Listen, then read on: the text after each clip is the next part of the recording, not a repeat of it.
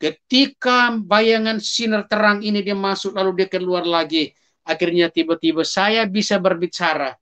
Oh, nama saya Domingus, umur saya 19 tahun, saya tinggal di asrama dulu. Loh, orang ini masih hidup. Banyak orang yang saat itu berada di samping saya di pinggir jalan raya sana. Mereka berkata, loh ini orang ini masih hidup, ini mahasiswa. Udah, bawa dia ke rumah sakit Oke di Cawang. Sehingga cerita, mereka ambil saya, buang dalam mobil. Taruh saya dalam mobil itu, akhirnya dibawa dari tempat itu, dari itu menuju ke rumah sakit UKI. Lalu waktu sampai rumah sakit UKI, lalu saya ditaruh di atas tempat tidur. Saya udah bisa saya berbicara, bapak saya mana bapak saya, ada yang tanya bilang bapakmu siapa?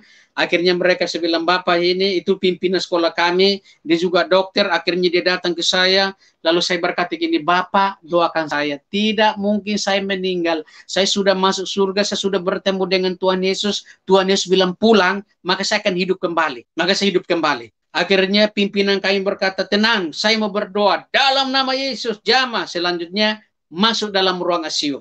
Ketika dalam ruang ICU, di sana dokter sarafnya periksa. Selesai diperiksa, dokternya berkata kepada pimpinan kami, bilang anak ini tidak mungkin hidup.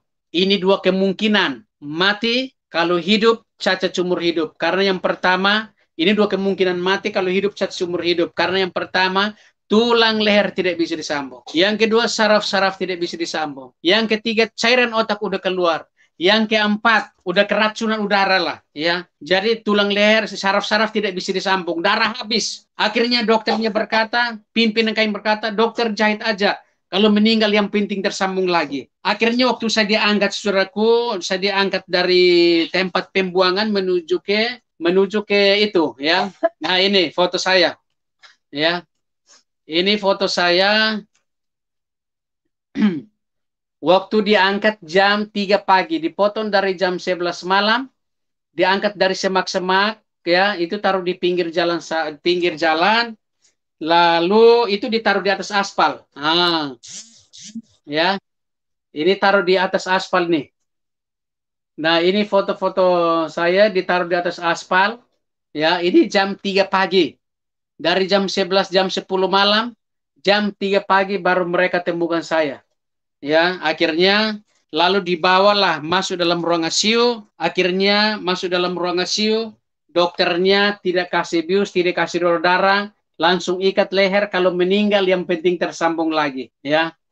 4 hari kemudian meninggal dalam ruang ICU. Dokter berkata Domingus meninggal, bawa dia ke ruang mayat. Keluarga saya berkata jangan, cari kamar yang lain. Diusahakan, didoakan, jangan-jangan dihidup lagi. Lalu mereka membawa saya ke kamar yang lain, mereka berdoa. Roh saya ini sudah keluar yang kedua kali. Ketika roh saya keluar yang kedua kali ke alam roh, di alam roh itu terangnya luar biasa, bukan seperti yang pertama. Ya, yang pertama waktu roh saya keluar itu gelap. Tapi ketika roh saya keluar di rumah sakit waktu keluar yang kedua kali, itu terangnya luar biasa. Rupanya di sana ada Tuhan Yesus. Tiba-tiba Tuhan Yesus langsung berteriak, balik. Ketika saya dengar suara Tuhan Yesus itu, lalu roh saya melihat ke samping kanan. Tuhan Yesus berdiri di atas segumpalan awan. Lalu tiba-tiba saya sambil lihat begini, lalu segumpalan awan mulai turun menutupin kepala Tuhan Yesus. Lalu tiba-tiba saya langsung balik begini dalam sekejap, sudah berada di depan pintu kamar. Ketika berada di depan pintu kamar, ada orang buka pintu, roh saya menuju ke tempat tidur. Di situ roh saya melihat perawat. Sementara mereka pakai alat pemacu jantung, roh saya itu masuk dalam tubuh saya, tiba-tiba kaget. Waktu kaget, itu leher saya ini bunyi.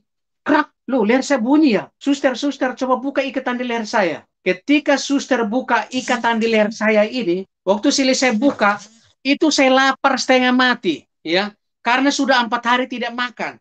Selesai buka, saya lapar, saya minta makan, kasih teh manis, teh hangat, saya minum. Selesai jalan-jalan sampai pagi. Akhirnya besok paginya sekitar jam 8 ketemu sama dokter sarafnya. Ketemu sama dokternya kaget. Lu Domingus hidup. Dokter, saya mau pulang. Kamu ada keluarga? Saya bilang gak ada keluarga. Akhirnya dokternya berkata, lu anak ini kalau dihidup pasti lumpuh total. Anak ini kalau hidup tidak mungkin berbicara. Mungkin jadi bego-bego. Lalu ada teman saya itu namanya Pendeta Gideon, dia datang berdoa ketika dia tumpang tangan dalam nama Yesus. Itu seperti ada air yang mengalir, seperti ada air terjun dari kepala turun di badan saya.